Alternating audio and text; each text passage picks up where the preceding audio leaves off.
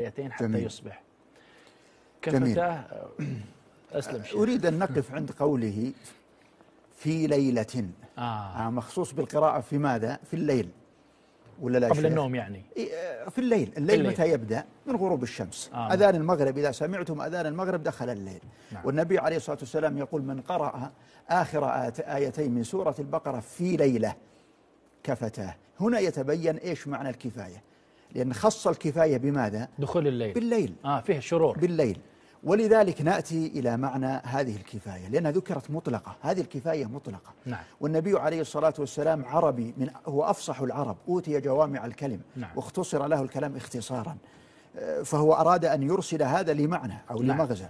ولذلك اختلف العلماء في معنى هذه الكفاية. نعم.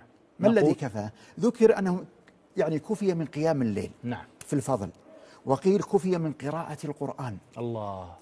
وقيل كفي في الثواب مما يطلبه في عمل غير قراءة هاتين الآيتين. عظيم. وكفتاه من الشرور. وقيل كفتاه من شرور الإنس والجن، من شر كل ما يحذره على نفسه. لأنك أنت نايم ما تملك أمرك، فيحفظك رب العالمين. نعم، فيحفظك الله سبحانه وتعالى من الشرور الظاهرة والخفية التي لا تعلم من أين تأتي.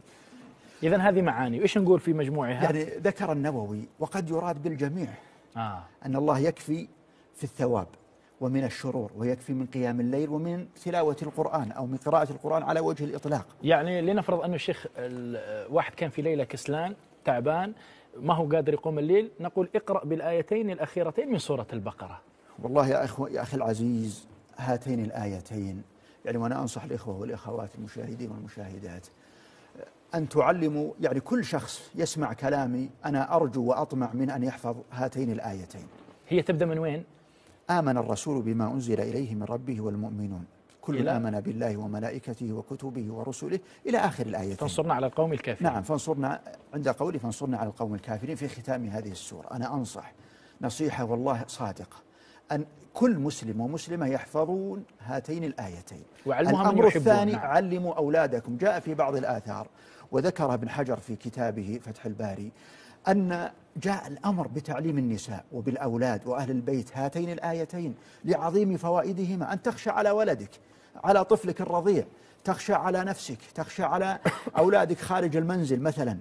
إذا قرأوا هاتين الآيتين الله يكفيهم من كل شر، يكفيهم من كل شر، فضلا عن الفضائل الأخرى. من كفاية قيام الليل، من تلاوة القرآن، من الثواب العظيم الذي لا يقدر قدره إلا الله سبحانه وتعالى. جميل.